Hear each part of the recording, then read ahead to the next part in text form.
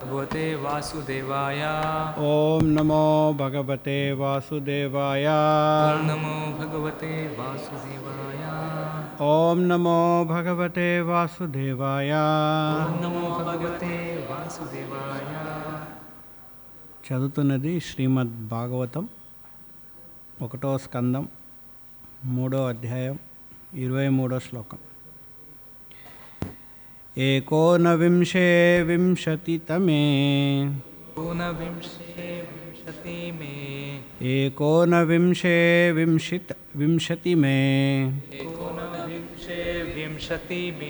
वृष्णिषु प्राप्य जन्मनि वृष्णिषु प्राप्य जन्मनि रामकृष्णाविति भुवो रामकृष्णा इति भुवो भगवानहरद्भरम् एकोनविंशे विंशतिमे विष्णुषु प्राप्य जन्मनि रामकृष्णाविति भुवो भगवानहरद्भरम् एकोनविंशे विंशतिमे विष्णुषु प्राप्य जन्मनि रामकृष्णाविति भुवो भगवानहरद्भरम्. अनुवादम. In the 19th and the 20th incarnations, the Lord advented himself as Lord Balarama and Lord Krishna in the family of Vrishni, the Yadu dynasty, and by so doing he removed the burden of the world. Purport: the specific mention of the word Bhagavan in this text indicates that Balarama and Krishna are original forms of the Lord. This will be further explained later. Lord Krishna is not an incarnation of the Purusha, and as we learned from the beginning of this chapter, he is directly the original personality of Godhead, and Balarama is the first plenary manifestations of the Lord. From Baladeva, the first phalanx of plenary portions, Vasudeva, Shankarshana, Aniruddha and Pradumna expands. Lord Shri Krishna is Vasudeva and Baladeva is Sankarshana. ओम अज्ञानतिमिरन्धस्य ज्ञानाञ्जनशलाकया चक्षुरुन्मिलितं येन तस्मै श्रीगुरवे नमः. नमो ओं विष्णुपादाय कृष्णप्रेष्ठाय भूतले श्रीमते भक्तिवेदान्त स्वामिन्निति नामिने. नमस्ते सारस्वते देवे गौरवाणी प्रचारिणे निर्विशेषा शून्यवादी पाश्चात्यदेशतारिणे. जय श्री कृष्ण चैतन्य प्रभु नित्यानंद श्री अद्वैत गदाधरा श्रीवासादि गौरभक्तवृंदा. हरे कृष्णा कृष्ण कृष्णा हरे हरे हरे राम राम राम हरे हरे.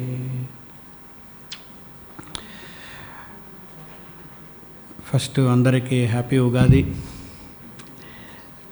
సో ఈరోజు మనము ఈ శ్రీమద్ భాగవతంలో 1వ స్కందంలో 3వ అధ్యాయము.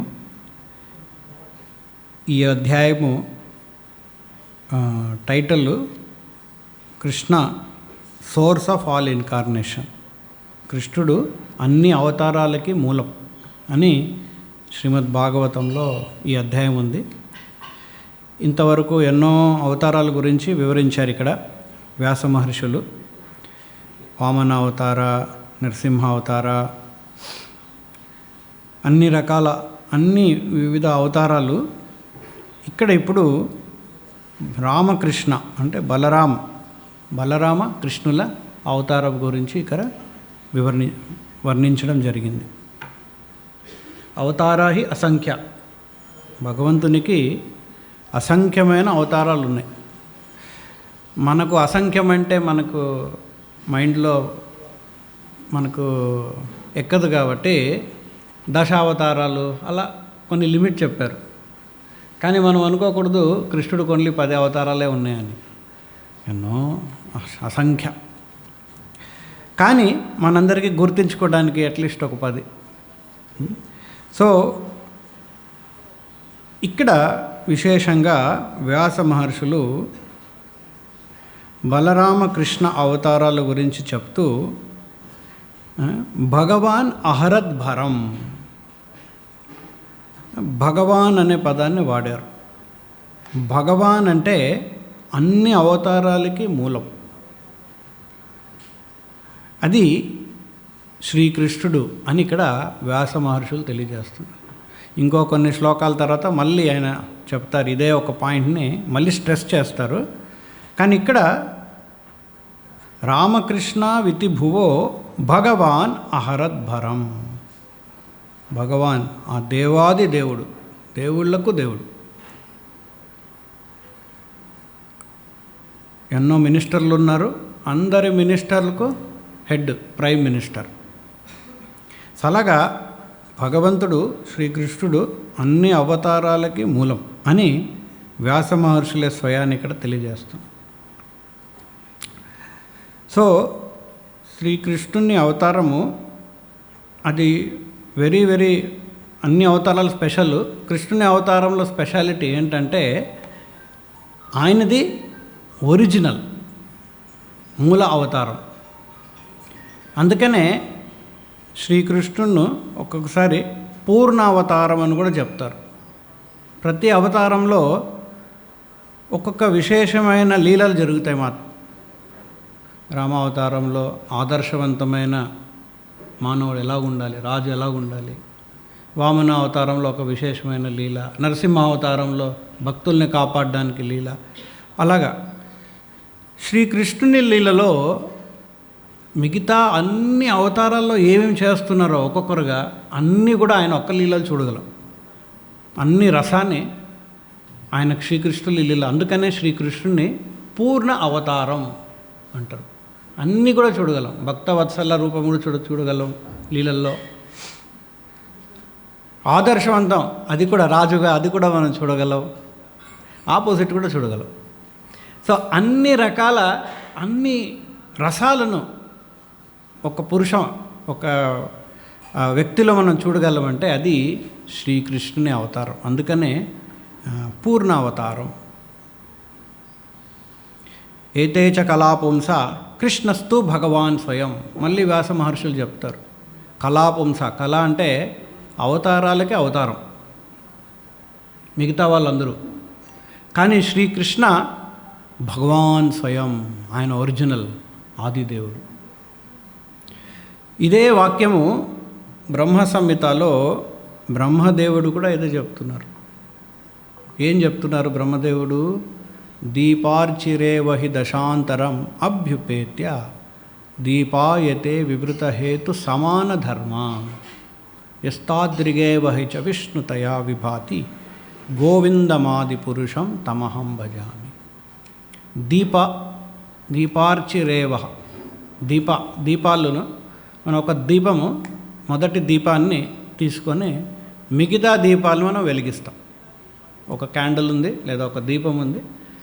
మొదటిగా ఆ దీపాన్ని దీపం నుంచి ఇంకా 100 దీపాలు ఉండొచ్చు. ఆ 100 దీపాలన్నీ కూడా ఒక దీపం నుంచే వెలిగించాం. వెలిగించిన తర్వాత ఈ 100 దీపాలు కూడా వెలుతురు ఒకే పవర్లో ఇస్తున్నాయి. ఒకే కెపాసిటీ, ఒకే పవర్. దీంట్లో తక్కువ, ఫస్ట్ది ఎక్కువ ఉంటుంది, దాని తర్వాత కొద్దిగా తక్కువ ఉంటుంది, దాని తర్వాత కొద్దిగా తక్కువ, అలా కాదు. లేదా లాస్ట్ది చాలా ఎక్కువగా ఉంటుంది, ఫస్ట్ది తక్కువగా ఉంటుంది, అలా కాదు. అన్నీ కూడా సమానం. దీపార్చిరేవహి దశాంతరం అభ్యుపేత్య దీపాయతే వివృత హేతు సమాన ధర్మ. అన్ని దీపాలు సమానంగా ఉంటాయి. సో ఇక్కడ ఈ దీపాలన్నీ వెలిగించిన తర్వాత ఏది మొదటి దీపం ఏది రెండో దీపం మనం చెప్పలేము.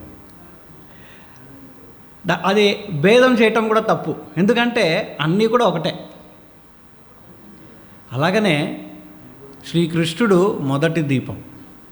మిగతా అవతారాలన్నీ కూడా ఆయన నుంచి వెలిగిన దీపాలు, ఆయన నుంచి వచ్చిన అవతారాలు, అంశాలు. విష్ణు తత్వాలలో భేదం చూపించకూడదు. ఓ నారాయణ పెద్ద, నారాయణ ఎక్కువ పవరు, విష్ణు తక్కువ పవరు, నరసింహ ఎక్కువ పవరు, వామన తక్కువ పవరు, అలా లేదు. దీపార్చిరేవ సమాన ధర్మ, అందరికీ సమానమైన వెలుతురు ఇచ్చే కెపాసిటీ ఉంది. అందరిలో సమానమైన శక్తులు ఉన్నాయి. ఎందుకంటే అవన్నీ విష్ణు అవతారాలు. విష్ణు అవతారాల్లో అంతా సమానమే. మనకి మన గుణానికి నచ్చినట్టుగా మనకు ఒక అవతారం నచ్చచ్చు, అది వేరే విషయం. కానీ అన్ని అవతారాల్లో శక్తులు ఒకటే. మా నరసింహ అవతారం పవర్ ఎక్కువ, హిరణ్యకశిపుని వధించారు, మీ అవతారం మీ భగవంతుడు, అలా మనం భేదం చూపించామంటే అది అల్పజ్ఞానం, అల్పబుద్ధులు. భగవంతుడు భగవంతుడే. ఇప్పుడు ఒక వ్యక్తి తను ఇంట్లో ఒక రకంగా వర్తిస్తాడు, ఆఫీస్కి వెళ్ళినప్పుడు ఒక రకంగా ఉంటాడు, పబ్లిక్లో ఉన్నప్పుడు ఒక రకంగా ఉంటాడు. అదే వెకేషన్కి వెళ్ళాడు అనుకోండి, హాలిడే, అక్కడ ఇంకొక రకంగా ఉంటాడు. మనిషి ఒకడే, కానీ కాల స్థల టైం ప్లేస్ సర్కమ్స్టెన్స్లో తన వ్యవహారం వేరేగా ఉంటుంది. అలాగే భగవంతుడు ఒకడే, కృష్ణుడైనా, రాముడైనా, నరసింహ అయినా, వామన అయినా, కానీ ఒక్కొక్క లీలలో ఒక్కొక్క లీలలను ఆయన ప్రదర్శిస్తుంటారు. భక్తుల్ని రక్షించడము, అసురుల్ని సంహరించడము, వాటిలో మనకు భేదం కనిపిస్తుందే, కానీ భగవంతుడు ఒకడే, డిఫరెన్స్ లేదు, ఒకరే. ఒకసారి ప్రభుపాద వారి శిష్యులు కొంత ఫైట్ చేసుకుంటున్నారు. ఒకరు అంటారు రాములు వారు గొప్ప, ఒకరు అంటారు కృష్ణుడు గొప్ప అని. ప్రభుపాద వారికి కోపం వస్తుంది, మా గురువుగారు. ఎందుకంటే ఇద్దరూ ఒకళ్ళే, డిఫరెన్స్ లేదు. రాములు వారు, కృష్ణుడు ఒకరే. ఆఫీసులో ఉన్న మనిషి, ఇంట్లో ఉన్న మనిషి ఒకరే. మా ఆఫీసులో ఉన్న వేరే, ఆయన మా ఇంట్లో ఉన్న వేరే కాదు, ఒకరే. ఆఫీసులో ఆయన స్ట్రిక్ట్గా ఉండొచ్చు, ఇంటికి వచ్చిన తర్వాత స్ట్రిక్ట్గా ఉన్నాడంటే అంతే, ఆ ఇల్లు ప్రశాంతంగా నడవదు. ఆఫీస్లో అందరూ కాఫీ టీ అడిగినప్పుడల్లా తీసుకురావచ్చు, సరిగా సంతకం పెట్టలేదని గట్టిగా అరిచేయచ్చు. కానీ ఇంట్లో అలా చేశారనుకోండి, అది కరెక్ట్ అవ్వదు, ఆ రసం, ఆ భావం ఉండదు అక్కడ. సో అక్కడ మనిషి వేరేగా వర్తించవచ్చు. అలాగనే భగవంతుడు నానా అవతారాలలో ఇలాంటి రూపాలు, ఇలాంటి లీలలు ఆయన రచిస్తుంటాడు. ఆయనలో భేదం లేదు. కానీ ఎవరు ఆది పురుషుడు అని తెలుసుకోవాలంటే ఇక్కడ బ్రహ్మదేవుడు చెప్తున్నారు, సమాన ధర్మ సమానులైన మొదటిది గోవిందమాది పురుషం తమహం భజామి. ఆదిదేవుడు. భగవద్గీతలో కూడా కృష్ణుడు చెప్తున్నాడు, అహం ఆదిర్హి దేవానాం, అన్ని దేవతలుగా నేను ఆది. అహం సర్వస్య ప్రభవో మత్త సర్వం ప్రవర్తతే. సో అలాగా శ్రీకృష్ణావతారం, కృష్ణుడి చాలా స్పెషల్. అందుకని ఇక్కడ భగవాన్ అహరద్భరం అని తెలియజేస్తుంది. సో ఆ దేవుడు, ఆ భగవంతుడు శ్రీకృష్ణుడు, తన మొదటి అంశం బలరాముడు. బలరాముని నుంచి మిగతా అన్ని అవతారాలు, అంటే కళా అవతారాలన్నీ కూడా వచ్చాయన్నమాట. ఈరోజు ఉగాది అంటే కొత్త సంవత్సరం. డిసెంబర్లో కూడా కొత్త సంవత్సరం. అలాగా ఎన్నో కొత్త సంవత్సరాలు చేసుకుంటుంటాం. కొత్త సంవత్సరం అంటే ముఖ్యంగా మనం ఎందుకు కొత్త సంవత్సరం జరుపుకుంటాము? పాత సంవత్సరంలో చేసిందంతా తప్పులు ఏమైనా చేస్తుంటే, చెడ్డ అలవాట్లు పెట్టుకుంటే అవన్నీ ఈరోజు నుంచి ఆపేసి రేపటి నుంచి కొత్తగా మారాలి అని. మనిషిలో డిఫరెన్స్ రాలేదనుకోండి, కొత్త వర్షం అయితే ఏంటి, పాత వర్షం అయితే ఏంటి, అంతా ఒకటే. 2025కి 26కి 24కి డిఫరెన్సే లేదు, నంబర్లో తప్ప. అక్కడ చేంజ్ అవ్వాల్సింది నంబర్లో కాదు, చేంజ్ అవ్వాల్సింది పరివర్తనలో, మనసులో, మన భావనలో మార్పులో. ఎందుకంటే మనం ఎటువంటి భావనలతో మనం జీవిస్తామో అటువంటి భావనలు మరొక్క జన్మలో మనకు అందుతుంది. భగవంతుడు మనకి ఏది నచ్చుతుందో అదే ఇస్తాడు. తండ్రికి తన కుమారుడికి ఏది కావాలి అదే ఇస్తాడు. నాన్నగారు మీకు 10 ఎకరాల భూమి ఉంది, నాకు అదే కావాలి, సరే తీసుకో, తథాస్తు.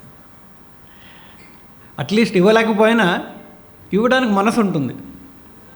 భౌతిక లోకంలో తండ్రికి ఇవ్వలేక స్తోమత లేకపోవచ్చు, లేదా ఆ 10 ఎకరాలకి ఇంకో 10 మంది పిల్లలు ఉండొచ్చు, కానీ మనసు ఉంది ఇవ్వాలని. కానీ భగవంతుడికి మనసు కూడా ఉంది, శక్తి కూడా ఉంది. ఒక్కొక్కరికి 10 ఎకరాలు ఇచ్చేయచ్చు, ఒక్కొక్కరికి 100 కూడా ఇచ్చేయచ్చు. మనం అడిగితే ఒక్కొక్క గ్రహము ఒక్కొక్క జీవుడికి ఇచ్చేయచ్చు. అంత కెపాసిటీ ఉంది భగవంతునిలో. సో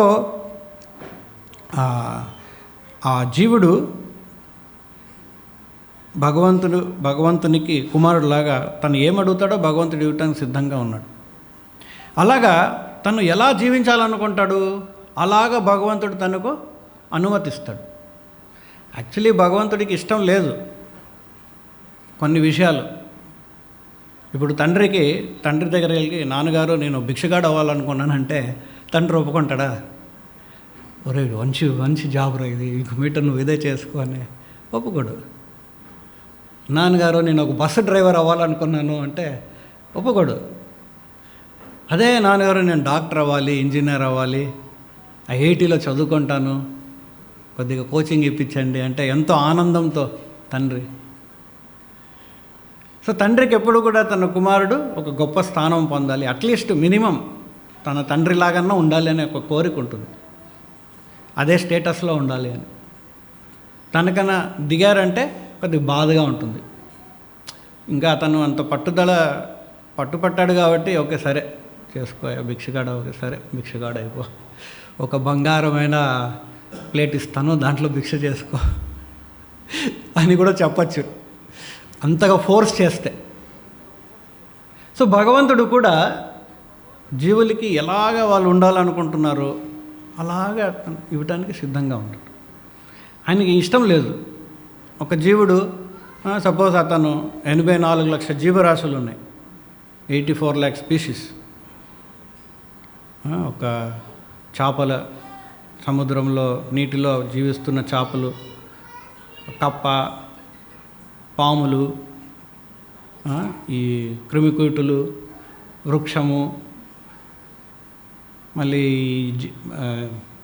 నేల మీద నడుస్తున్న జీవులు, జీవజంతువులు, మనుషులు. సో జీవుడు ఎటువంటి జీవితాన్ని తను అనుభవించాలనుకుంటాడు భగవంతుడు ఇవ్వటానికి సిద్ధంగా ఉన్నారు. ఓకే నువ్వు కుక్కలాగా ఉండాలనుకుంటున్నావు, తథాస్తు. లేదు నేను సింహంలాగా ఉండాలనుకుంటున్నాను, ఓకే తథాస్తు. అది కూడా పర్మనెంట్ కాదు, కొద్ది రోజులు. ఎందుకంటే ఆయన తెలుసు మనకి పర్మనెంట్గా సింహంలాగా ఉండాలని కోరిక లేదు. కొద్ది రోజుల తర్వాత అది కూడా బోర్ కొట్టేస్తుంది. సో నెక్స్ట్ లైఫ్ సో అలాగా కొత్త ఈ ప్రతి ఒక్క శరీరంలో జీవుడు ఏం చేస్తున్నాడు, ఒక విశేషమైన ఆనందాన్ని అనుభవిస్తున్నాడు. ఇప్పుడు మనం ఇక్కడికి వచ్చాం, ఇక్కడికి వచ్చింది ఏంటి కారణము? ఏదో ఆనందం కావాలి, భగవంతుడి దగ్గర ఆనందం ఉంది. ఇంకా కొందరు ఏం చేస్తున్నారు, సండే కదా పండుకుంటాం హ్యాపీగా రాత్రి, ఇంకా డైరెక్ట్ లంచ్కే, బ్రేక్ఫాస్ట్ లంచ్ ఒకేసారి కలిపి తినేద్దాం. అంతెందుకు, లంచ్ కూడా ఎందుకు, డైరెక్ట్ డిన్నర్తో పాటు కలిపి. కొందరు అలాగా, అదొక ఆనందం. రకరకాల ఆనందం, ఒక్కొక్కరు ఒక్కొక్కలాగా. తమో గుణంలో ఒక ఆనందం, సత్వగుణంలో ఒక ఆనందం, రజోగుణంలో ఒక ఆనందం. ఒక్కొక్క జీవరాశిలో ఒక విశేషమైన ఆనందం ఉంది. ఒక మేకకు గడ్డి తినడంలో ఆనందం, ఆవుకు గడ్డి తినడంలో ఆనందం, సింహానికి మాంసం తినడంలో ఆనందం. అలాగ ఒక్కొక్క. సో జీవుడు, ఒక మానవుడు తన జీవితంలో ఎట్లాగా వర్తిస్తాడో ఆ భావనలు మళ్ళీ తనకు అందుతుంది. సపోజ్ ఈ జీవితంలో తన కుక్కగా ఉన్నాడు, లేదా పందిలాగా ఉన్నాడు, నెక్స్ట్ లైఫ్ పంది అయిపోతాడు. ఓకే, నీవు ఇలాగ ఉండాలనుకుంటున్నావు కదా, సరే నీ ఇష్టం, కొద్ది సంవత్సరాలు అలాగుండు, అనుభవించు. సో భగవంతుడు ఎంత కరుణ చూడండి. తండ్రి తన కుమారుడు ఏం అడుగుతాడో తనకి ఇష్టం లేదు, యాక్చువల్లీ భగవంతుడికి ఇష్టం లేదు ఇవాళ, కానీ ఆ పిల్లవాడు అడుగుతున్నాడు, గట్టిగా పట్టుదల పట్టాడు కాబట్టి సరే కొద్ది సంవత్సరాలు నువ్వు చెయ్యి, మళ్ళీ నేను ఇంకొక అవకాశం ఇస్తాను, నీ ఆలోచనలు మార్చుకోవటానికి ఇంకొక జన్మ, మానవ జన్మాన్ని ఇస్తాను నేను, మళ్ళీ ఒకసారి ట్రై చేయి. మళ్ళీ మానవ జన్మానికి వచ్చిన తర్వాత మళ్ళీ కానీ లేదు నాకు అదే బాగుంది అని మళ్ళీ వెళ్ళాడు అనుకోండి, ఓకే తథాస్తు, ఇంకొద్ది సంవత్సరాలు చేసి. యాక్చువల్లీ భగవంతునికి ఏం కావాలి? నాన్నగారు ఒక నిజమైన కుమారుడు, అంటే తండ్రికి ఆదర్శంగా ఉండే ఒక కుమారుడు ఎవరైనా ఉన్నాడంటే తను ఏం చేస్తాడు? మా నాన్నగారికి ఏం కావాలి నేను అలా చేస్తాను, నాకేది కావాలి, అది మంచిదా కాదా నాకు తెలియదు, నాకు అనుభవం లేదు. నాన్నగారు డాక్టర్ అవుతే మంచిదా, ఇంజనీర్ అవుతే మంచిదా, సలహా అడుగుతాడు. లేదు నా ఇష్టం వచ్చింది చేసుకుంటా మీకెందుకు, అది కరెక్ట్ యాటిట్యూడ్ కాదు. సో జీవులలో కూడా ఆ ఒక అహంకారం ఉంది, నేనెందుకు ఆయన అడగాలి, నా జీవితం నేనేమన్నా చేసుకుంటా, అలా కాదు, అది కరెక్ట్ కాదు. కరెక్ట్ యాటిట్యూడ్ ఏంటి? నా తండ్రి ఎలా ఆయన కోరిక ఏంటి, ఆయనకు తెలుసు నాకేది మంచిదో. సపోజ్ ఇప్పుడు తండ్రి అనుకోవచ్చు, నేను ఎంత బిజినెస్ అంతా నేను గట్టిగా నేను కష్టపడి నేను ఎస్టాబ్లిష్ చేశాను, దీన్ని మళ్ళీ నెక్స్ట్ జనరేషన్ చూసుకోకపోతే బిజినెస్ పడిపోతుంది, అందుకనే నా పిల్లవాడిని బిజినెస్ మ్యాన్ చేయాలనుకున్నాను అనుకోవచ్చు. సో ఇక్కడ స్వార్థం కనిపించవచ్చు. తండ్రి బిజినెస్ కాపాడడానికే తన కుమారుడికి బిజినెస్ ట్రైనింగ్ ఇప్పిస్తున్నారు, కానీ దీంట్లో లాభం ఎవరికి వచ్చింది? తన పిల్లోడికే లాభం వచ్చింది. సో ఇప్పుడు ఇంకొక ఎగ్జాంపుల్ చెప్తాను. సపోజ్ ఒక డ్రైవర్ ఉన్నాడు అనుకోండి, చాలా ధనికుడు, ఒక పెద్ద యజమానుడు, తన దగ్గర ఫారిన్ కార్లు ఉన్నాయి, రోల్స్ రాయ్, మర్సిడీస్ బెంజ్ అట్లాంటి కార్లు. సో ప్రతిసారి తన కారులో కూర్చొని తన యజమానుడు ఏసీ ఆన్ చేయ అన్నప్పుడల్లా మొదటి ఏసీ ఎవరు అనుభవిస్తారు? ఫస్ట్ సేవకుడే, డ్రైవర్ సపోజ్ స్వార్థంగా ఏసీ ఆన్ చేస్తే ఆయనకు కావాలంట, నేను చేయను కాదు, అతనికి ఏసీ రాదు, యజమానుడు కూడా ఏసీ రాదు. అఫ్కోర్స్ భగవంతుడు మన మీద డిపెండ్ అవ్వలేదులేండి, భగవంతుడు మానవుడిలాగా కాదు, ఒక భౌతికమైన యజమానుడు కాదు, ఆయన నిర్ధారించుకుంటే ఇంకో డ్రైవర్ మార్చేసుకుంటాడు. కానీ ఒక యజమానుని సేవలో ఒక సేవకుని హితం కూడా ఉంది. ఇప్పుడు ఆ సేవకుడు సపోజ్ వంటవాడు యజమానుడి కోసం మంచి ఒక బిర్యానీ తయారు చేశాడు, వెజిటేబుల్ బిర్యానీ బాగా మంచి, ఈరోజు ఉగాది కాబట్టి పచ్చళ్ళు అన్నీ తయారు చేశాడు, యజమాని లిస్ట్ ఇచ్చాడు. అవంతా మిగిలితే ఎవరు తీసుకుంటారు? అదంతా సేవకుడే తీసుకోవాలి. యాక్చువల్లీ యజమానుడు డయాబెటీస్ ఏదో రోగం ఉంటుంది, అతను తినేది ఇంతే. సపోజ్ యజమానుడు ఒక 50 రకాల ఐటమ్ తయారు చేయి, రేపు పార్టీ ఉంది మా ఫ్రెండ్స్ అందరూ వస్తాడంటారు. 50 రకాల ఐటమ్ అందరూ తినలేరు, ఆ కెపాసిటీ ఉన్నది సేవకుడి దగ్గరే. సో సేవకునికి యజమానులాగా ఎంజాయ్ చేసే అవకాశం ఉంది ఎప్పుడు? నిజమైన సేవకుడుగా ఉన్నాడంటేనే. కానీ సేవకుడేమనుకుంటాడు, నేను ఇంక మీట మా యజమానికి పని అతను చెప్పిందే చేయాలంట, నా బిర్యానీలు నేనే తయారు చేసుకుంటా. అది మనం చేసిన తప్పు. మనమేమనుకున్నాము, నేను ఒక సచ్చిదానందాన్ని నేను భగవంతుడు లేకుండా నేను ఆనందిస్తాను, అందుకనే ఈ భూలోకానికి వచ్చాను సచ్చిదానందాన్ని అనుభవించడానికి. యాక్చువల్లీ ఆల్రెడీ నేను సచ్చిదానందే, కానీ భగవంతుడు విముఖంగా నేను అనుభవించాలని ఇక్కడికి వచ్చాను. కానీ రావట్లేదు, అవకాశం రావట్లేదు. ఎందుకంటే ఆ ఆనందాన్ని ఈ శరీరం ద్వారా అనుభవించాలి. కానీ ఈ శరీరము అచిత్, అసత్, నిరానందం. ఏ శరీరంలో కూడా ఆనందం లేదు. మనం అనుకుంటాం సల్మాన్ ఖాన్ శరీరంలో ఆనందం ఉందేమో, అంత అందంగా పుడితే బాగుంటుందేమో. లేదు, అతనుకున్న టెన్షన్ ఇప్పుడు న్యూస్ పేపర్లో వస్తూ ఉంది. రోజు అతనికి చంపుతాను అనే వార్నింగ్లు వస్తున్నాయి. అలా ఉంటుంది. ఒకరోజు ఒక పెద్ద మహారాణి మాయాపూర్కి వెళ్ళిందనమాట. పెద్ద ప్రభుపాదుల వారి గురువుగారు అట్లా ఎవరో గురువుల్ని కలవడానికి వెళ్ళింది. తన సేవకులతో అంతా వెళ్ళి ప్రైవేట్గా డిస్కషన్ గురుగారి దగ్గర. సో ఆవిడ గురుగారి దగ్గర, మీరేమన్నా అనుగ్రహించాలనుకుంటే దయచేసి మరొక్క జన్మగాన ఉందంటే ఇటువంటి యువరాణిగా మాత్రం జన్మ నాకు ఇవ్వద్దండి.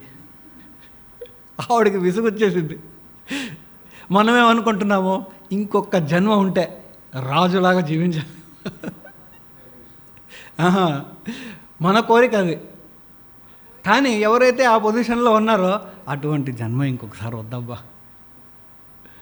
ఎవరైతే మామూలుగా ఫేమస్గా ఉన్నవారు వారు బయట వెళ్ళారనుకోండి, అందరూ వాళ్ళని ఆటోగ్రాఫ్ కావాలి, ఫోటోలు కావాలి అని ప్రైవసీ లేదు వాళ్ళకి. ప్రైవసీ అనేదే లేదు. వారేం కోరుకుంటున్నారు, ఎవ్వరూ నన్ను పట్టించుకోకుండా నేనే సచిన్ టెండూల్కర్ అని ఎవ్వరూ తెలియకూడదు, అలా నేను రోడ్లో నడుస్తే అది నా జీవిత సార్థకం అనుకుంటాడు.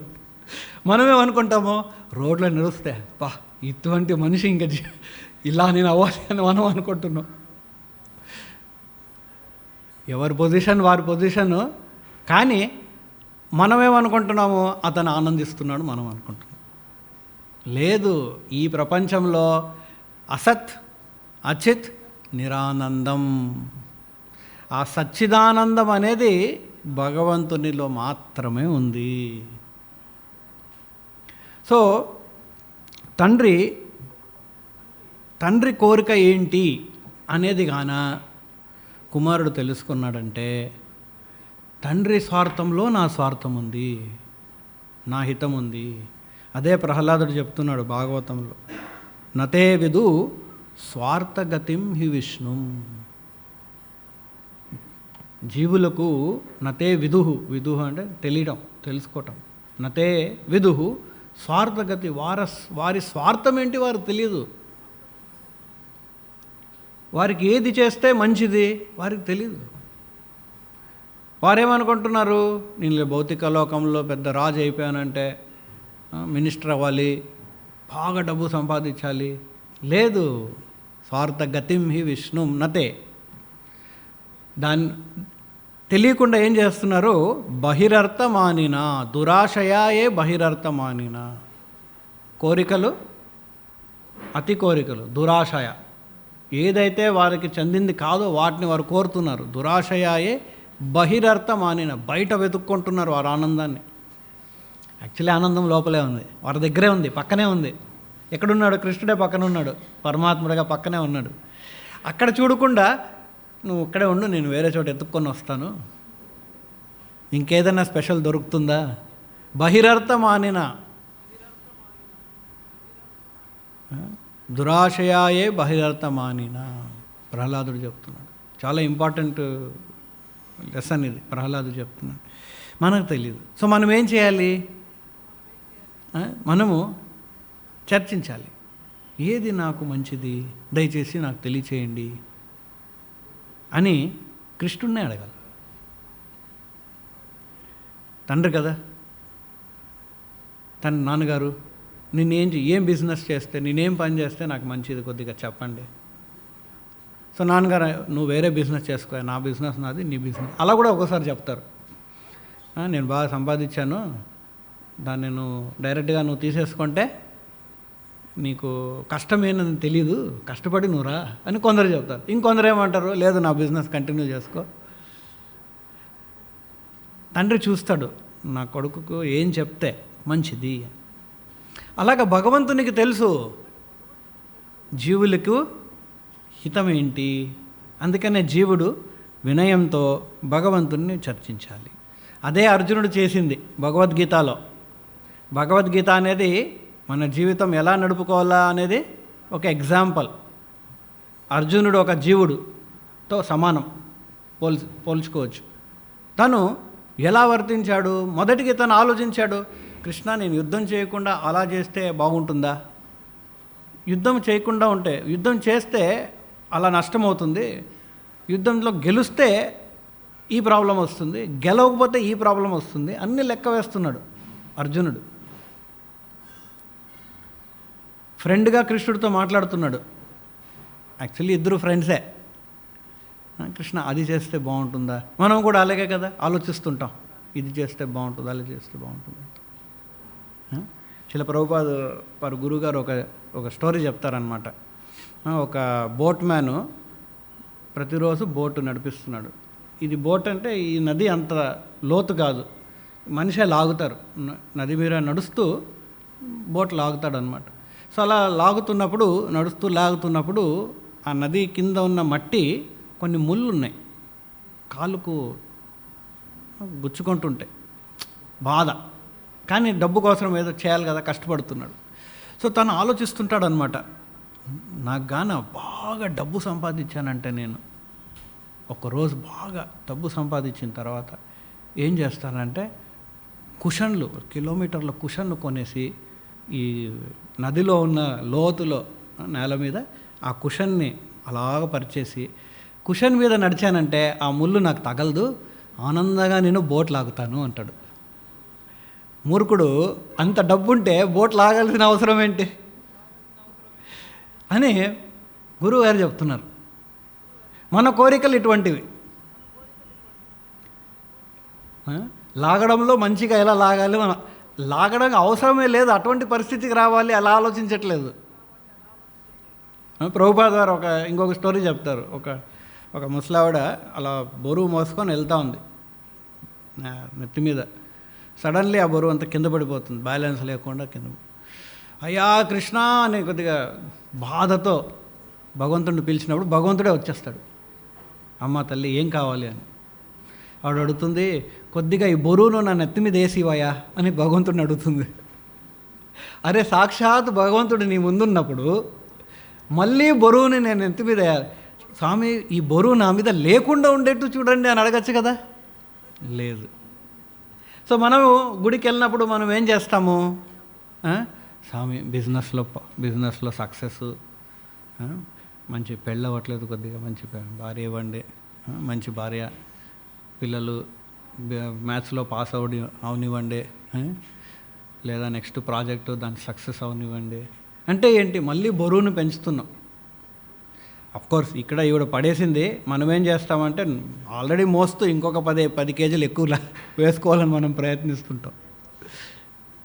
సో నతే విదు స్వార్థగతిం, మన స్వార్థం ఏంటి మనకు తెలియదు. ఏంటది మన స్వార్థము? గతిం హి విష్ణుం, విష్ణు మన నిజమైన స్వార్థం, విష్ణుని పొందడం మన నిజమైన స్వార్థం. ఎవరైతే వారు భగవంతుడిని వారు సంపాదించగలరు, భగవంతుడిని వారు సంతోషించగలరు, తృప్తిపరచగలరో అతనే సక్సెస్, అదే నిజమైన.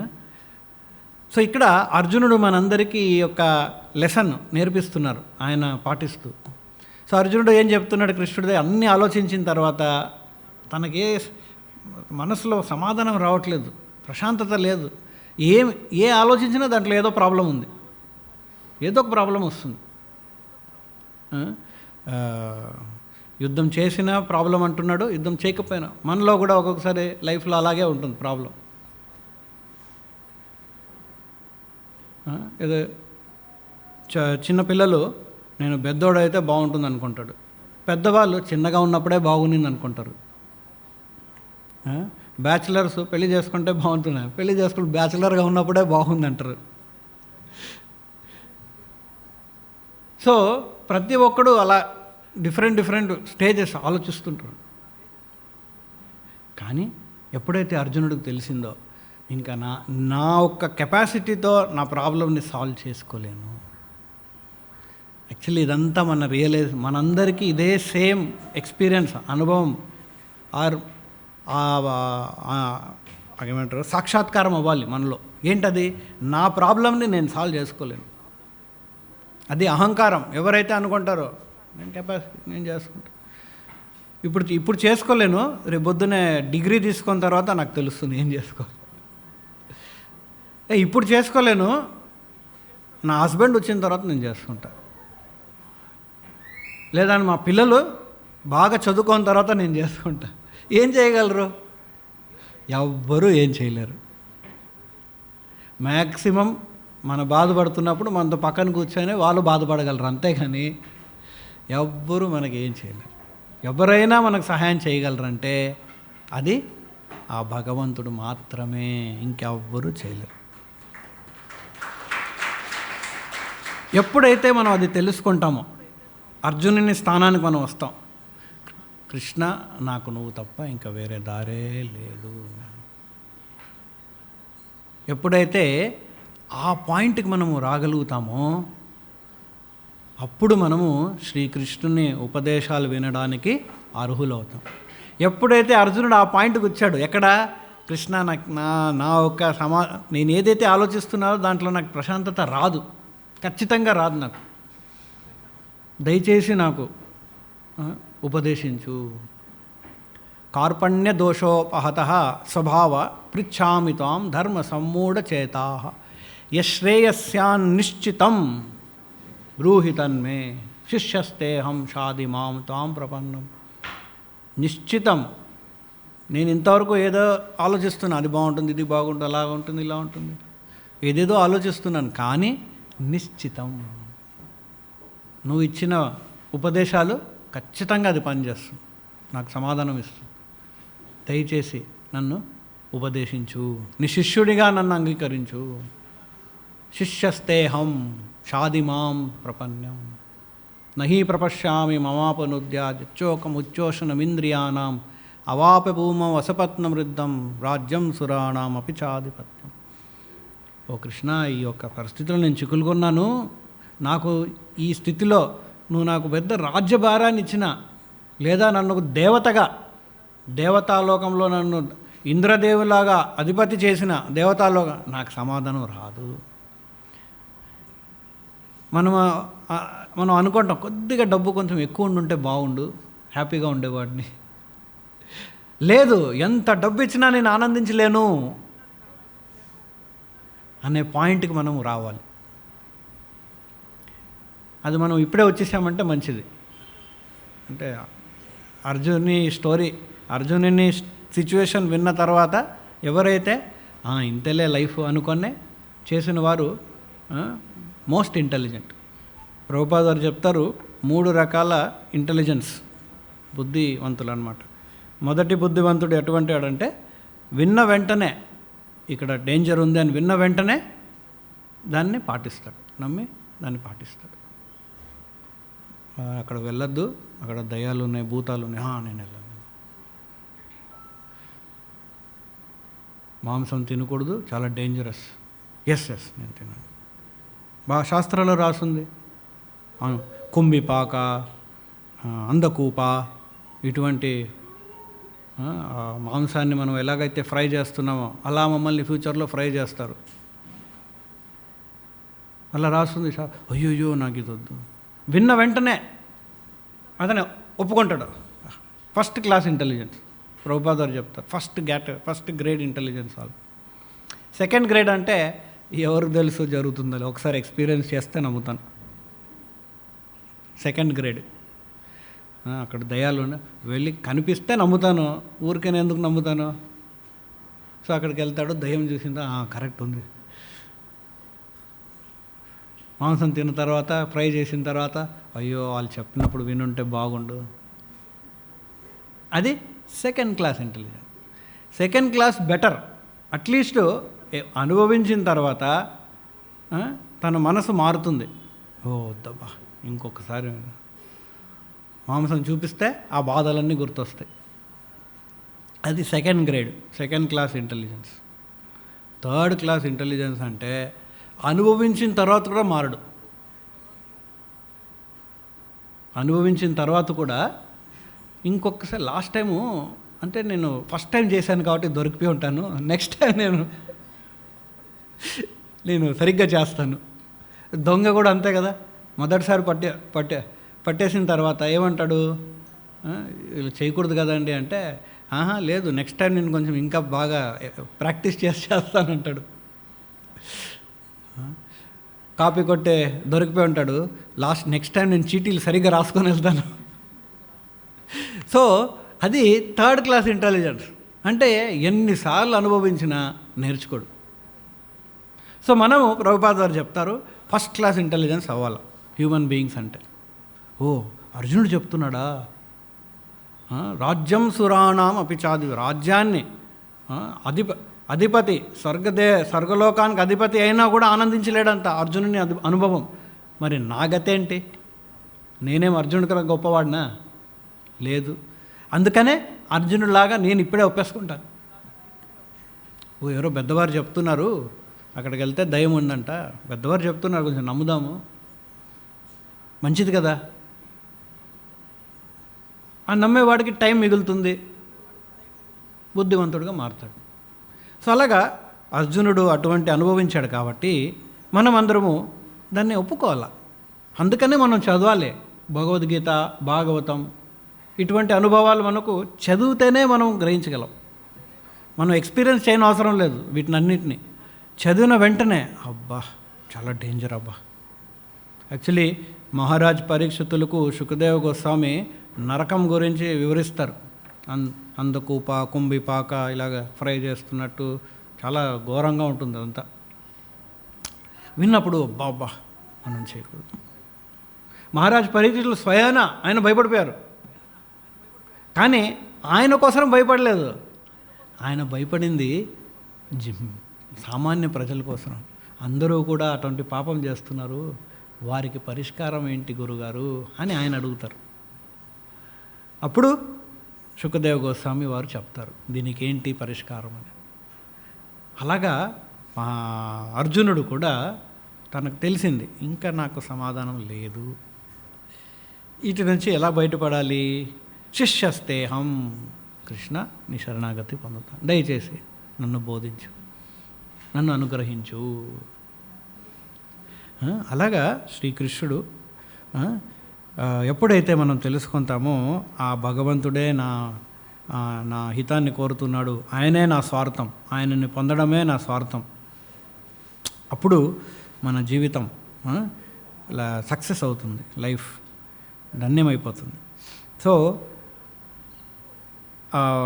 ఇక్కడ వ్యాసముని ఈ శ్రీమద్ భాగవతంలో, భాగవతం అంటే భగవంతుని గురించి, ఎవరైతే భాగవతం చదువుతారో డైరెక్ట్గా భగవంతుడితో కనెక్ట్ అవుతారు. ఇండైరెక్ట్ కాదు, డైరెక్ట్గా శ్రీకృష్ణుడితో కనెక్ట్ అవుతారు. అది భాగవతంలో స్పెషాలిటీ. అన్ని గ్రంథాల కన్నా భాగవతంలో స్పెషాలిటీ. భాగవతం భగవద్గీత కృష్ణుని వాక్యమే, భాగవతం భగవంతుని గురించి. కానీ ఈ గ్రంథంలో అతి పవిత్రంగా భగవంతుడు తప్ప ఇంకా వేరే విషయాలే లేవు. మిగతా వేద గ్రంథాల్లో కొన్ని కర్మకాండీయ తత్వాలు ఉంటాయి, కొన్ని జ్ఞానకాండ తత్వాలు ఉంటాయి, కొద్దిగా వేరే విషయాలు ఉంటాయి. కానీ భాగవతంలో భగవంతుడు తప్ప ఇంకే విషయము లేదు. చాలా సేఫ్. ఎవరు చదివినా డైరెక్ట్గా శ్రీకృష్ణుడితో కనెక్ట్ అవుతారు, డైరెక్ట్గా. అండ్ మన జీవిత గమ్యాన్ని మనం తెలుసుకుంటాం, దాన్ని పాటించగలుగుతాం అన్నమాట. సో అందుకనే మనము ప్రతిరోజు భాగవతం భగవద్గీత మనం చదవాలి, అప్పుడు కనెక్ట్ అవుతాం. భాగవతం భగవద్గీత చదవాలి. ఆయన అవతరించిందే మనందరికీ ఆయన లీలలను స్మరించడానికి. ఆ లీలల్ని రచించి ఆయన స్వధామానికి వెళ్ళిపోయారు. కానీ ఆ లీలలు ఏదైతే ఇక్కడ మిగిలించి వెళ్ళారో ఆ లీలల్ని మనం వింటూ ఉండాలి, దాని గురించి కీర్తిస్తూ ఉండాలి. ఇదే మన ఆచార్యులు వారందరూ చేసింది ఏంటి? కృష్ణుడి గురించి కీర్తిస్తూ ఉన్నారు. సుఖదేవ గోస్వామి చేసింది ఏంటి? కృష్ణుడి గురించి వ్యాస మహర్షులు ఏం చేశారు? కీర్తిస్తూ. వారు గురువుగారి దగ్గర విన్నారు, అదే గురువుగారు చెప్పిందే వారు. సో అర్జునుడు కృష్ణుని శరణాగతి పొంది మనందరికీ ఒక ఎగ్జాంపుల్ సెట్ చేశారు, ఆదర్శం.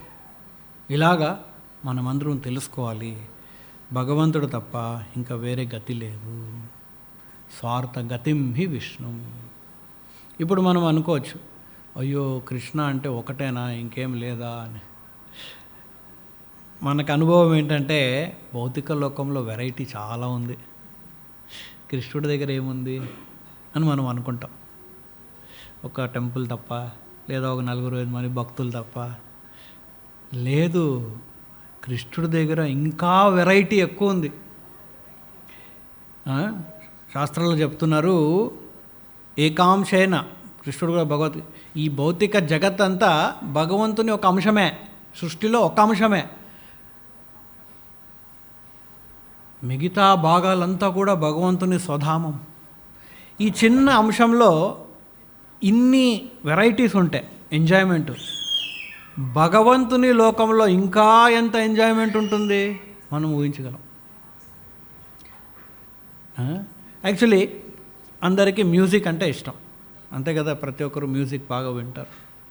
సో ఇప్పుడు మనము భౌతిక లోకంలో మ్యూజిక్, ఎన్ని రకాల మ్యూజిక్స్ ఉన్నాయి. ఇప్పుడు సినిమాలో అంతా పాటలే, మ్యూజిక్ డైరెక్టర్స్, పాటలు.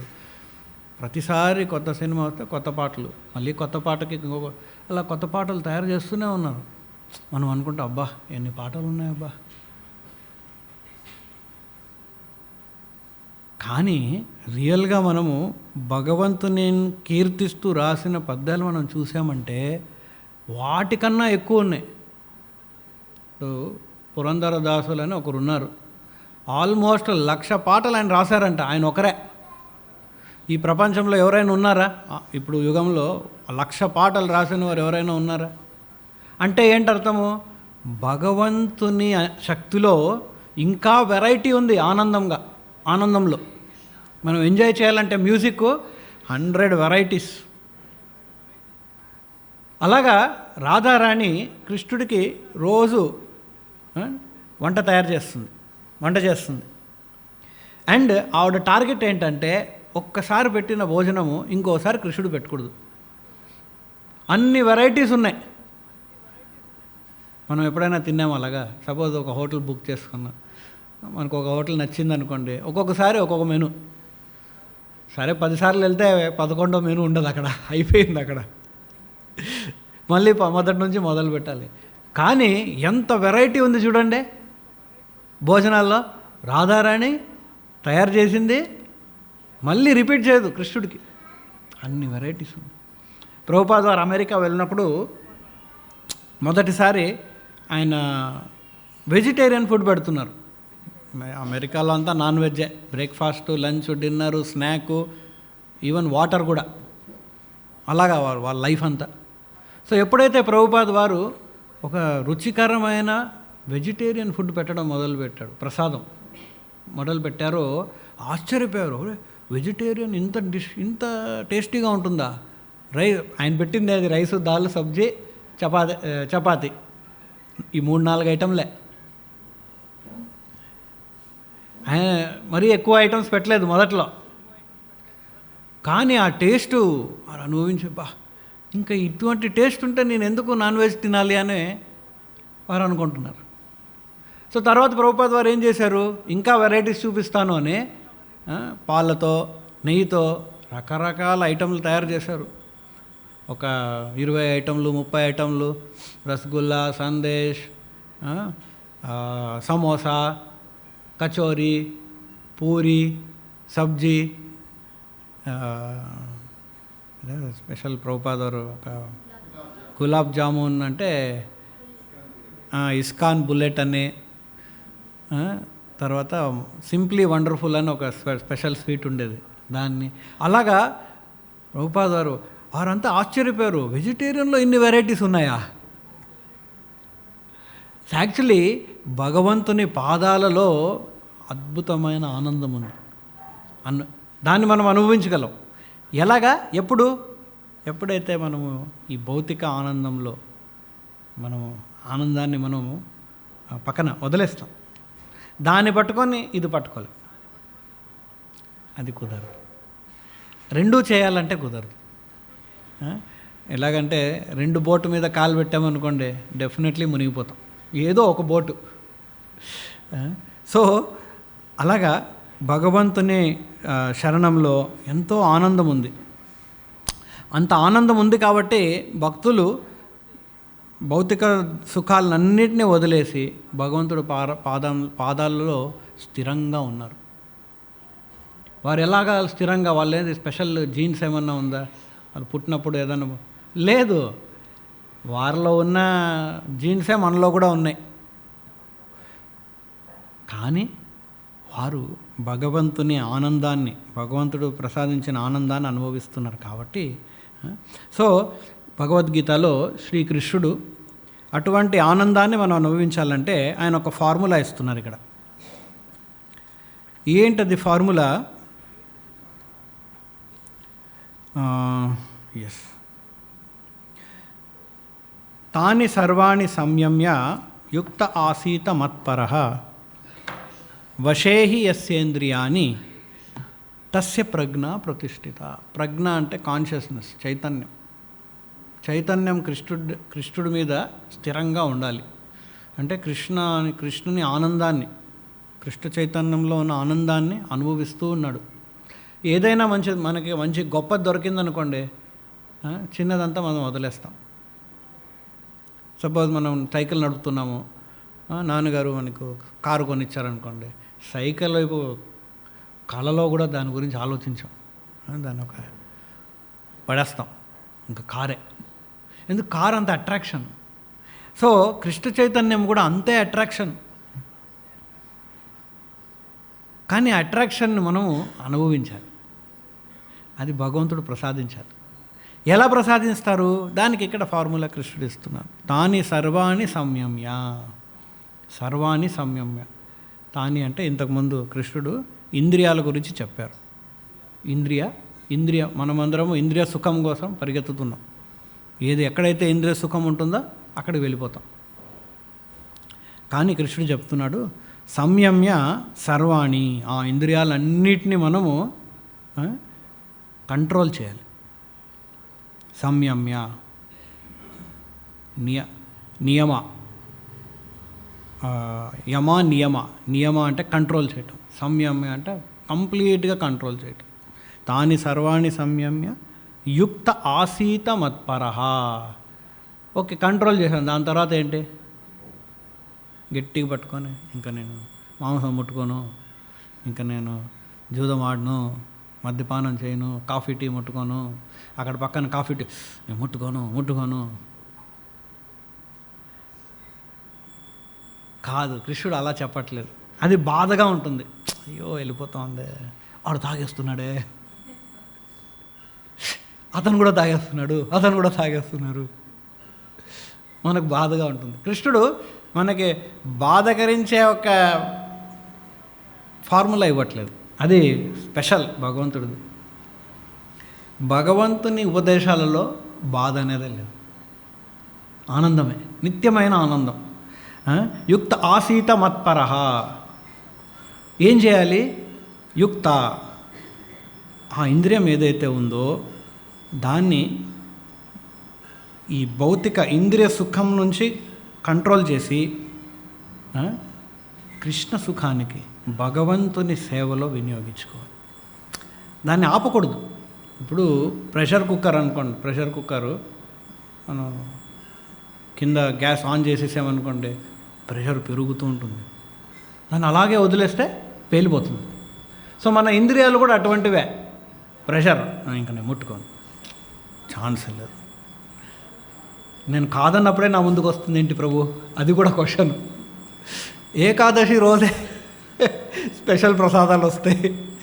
సో కొందరు అడుగుతారు, ఏంటి ప్రభు ఏకాదశి రోజే వస్తాయి ఎందుకు ప్రభు, మిగతా రోజు రాదు? సో భగవంతుడు కుక్కర్గా మార్చుకోకూడదు. ఎందుకంటే స్వామికి తెలుసు అది ప్రెషర్ కుక్కర్ ఒకరోజు పేలుతుంది. కాఫీలు అన్నీ ఆపేస్తాము ఒకరోజు, ఎన్ని రోజులైతే తాగలేదో అంత లెక్క వేసి 3వ రోజు చేసేస్తాం అనమాట. ఇదే లాస్ట్ అని. సో యుక్త ఆసీత మత్పర, ఆ ఇంద్రియాలకు ఇంకొక ఆకర్షణమైన ఆనందమయమైన అనుభవం ఇవ్వాలి. వశేహి అస్యేంద్రియాని, ఇలాగా వశం, ఈ ఇంద్రియాలను మనం వశించాలి. ఎలాగా? దీని నుంచి కంట్రోల్ చేసి దానికి ఇంకొక రకమైన ఇంకొక రకమైన ఎంగేజ్మెంట్ ఇవ్వాలి. ఎప్పుడైతే అది చేయగలుగుతామో తస్య ప్రజ్ఞా ప్రతిష్ఠిత, తన చైతన్యం స్థిరంగా ఉంటుంది. లేదంటే మళ్ళీ మారిపోతుంది. సో ఎవరైనా ప్రసాదం తినకుండా కంట్రోల్ చేసుకున్నారనుకోండి, నేను అది తినను ఇది తినను, నేను కంట్రోల్ అవ్వదు. ఎవరైనా కృష్ణుని సంకీర్తనలో పాల్గొకుండా ఆధ్యాత్మికంలో కంట్రోల్ చేసుకోవాలని అవ్వదు. దానికి బెస్ట్ ఎగ్జాంపుల్ విశ్వామిత్రముని. విశ్వామిత్రముని ఏం చేశారు? కళ్ళు మూసుకుంటే ఇంకేం కనిపించదు కదా.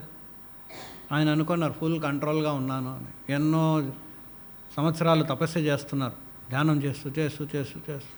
ఎంత ధ్యానం, ఎంత తీవ్రమైన ధ్యానము! దానివల్ల ఆయన ఇంద్రదేవునికే ఛాలెంజ్ చేయగలిగాడు, అంత శక్తి పొందగలిగాడు ఆయన. ఇంద్రదేవుడు కూడా భయపడిపోయాడు, నాకన్నా ఎక్కువ పుణ్యాన్ని సంపాదిస్తే నా సీటు పోతుంది అని. సో ఇంద్రదేవుడు ఏం చేశాడు? మేనకాని పంపించాడు. ఎంత ట్రై చేసినా మేనక తనను కదిలించలేకపోయింది. కానీ ఆవిడ కాల గజ్జల సౌండ్ విని, చెవులు మూసుకుంటే బాగుండు కానీ మూసుకోలేదు ఆయనకు తెలియలేదు అప్పుడు. సో ఆ సౌండ్ విని ఆయన కళ్ళు తెరిచారు, అంత అయిపోయి. సో ఇక్కడ భగవద్గీతలో ఇక్కడ కృష్ణుడు చెప్తున్నాడు 5 ఇంద్రియాలను కంట్రోల్ చేయాల. ఒక ఇంద్రియాన్ని వదిలేసిన హరంతి ప్రసవం మనః. హరంతి అంటే లాక్కొని వెళ్ళిపోతుంది. ఇక తుఫాను ఒకవైపు నుంచి వచ్చినా లాక్కొని వెళ్ళిపోతుంది తుఫాను. అన్ని చోట్ల నుంచి రావాలని అవసరం లేదు.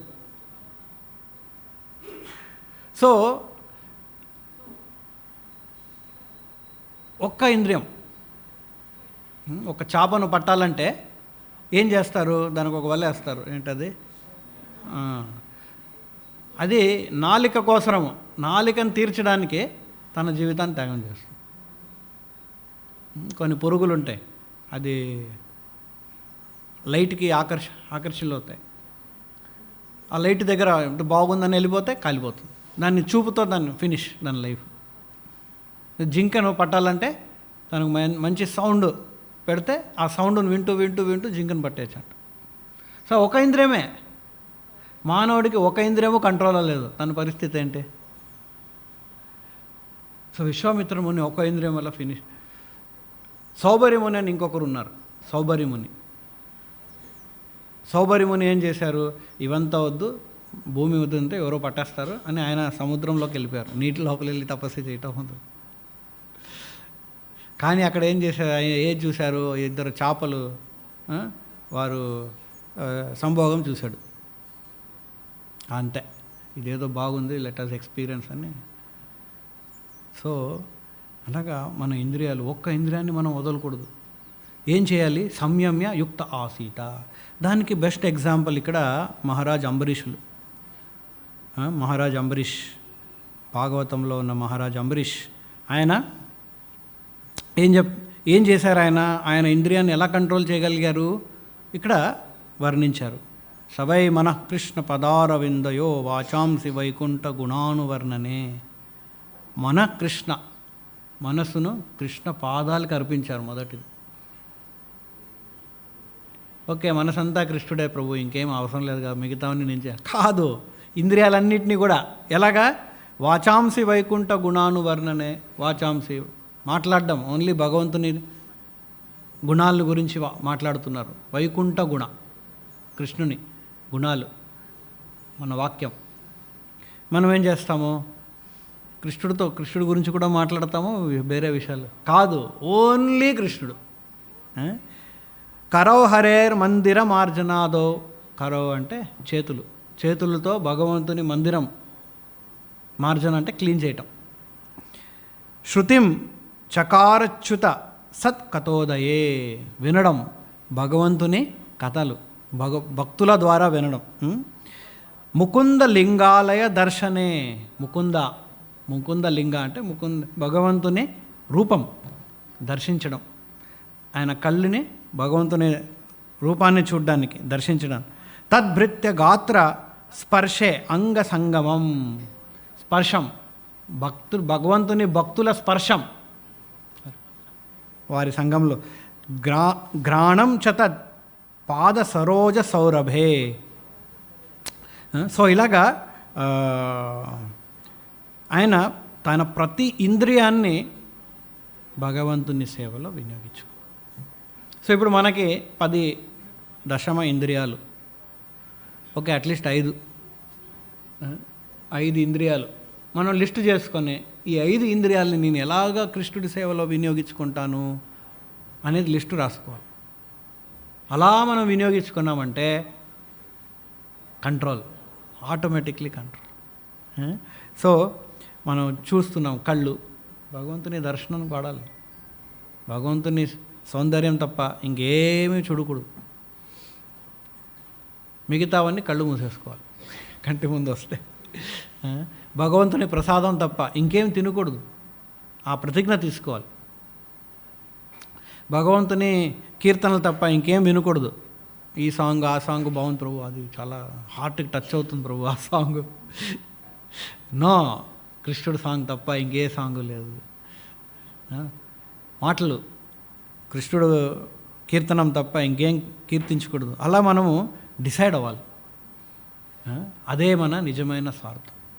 అదే వ్యాసముని వారు చేస్తున్నారు, అదే శిల ప్రభుపాద వారు చేశారు, అదే మనం ఫాలో చేసామనుకోండి, ఆటోమేటిక్లీ మనం కూడా కృష్ణ చైతన్యవంతులు అవుతాము, ఆనందంగా అవుతాం, ఏ బాధ లేకుండా.